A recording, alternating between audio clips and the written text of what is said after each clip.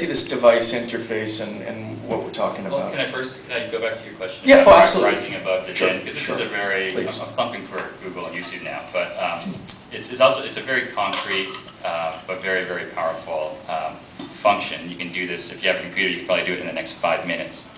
YouTube as a site we have, if you do a search, we have this feature on search called promoted videos, which is just as it sounds. You can pay, so then when someone does a search for a certain term, say, music, you can basically buy that keyword so that in the search results, your video appears. It's similar to how AdWords works on Google, where you do a search on Google, there's a link that appears on the right-hand side. You do a search on YouTube, there's a link to your video that appears on the right-hand side.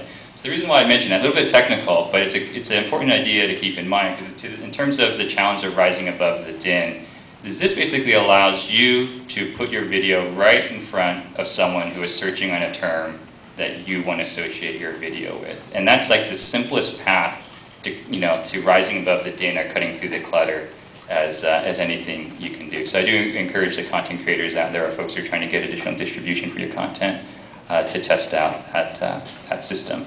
And this will sound really like a shill, but or a spiel. It's like $10 a day, right? Or $5 a day. You basically bid on an incremental basis. It's like a quarter at a time. So it's really risk-free. Rise above the din, get some feedback and some views on how your content's doing. So I definitely recommend that. There's some great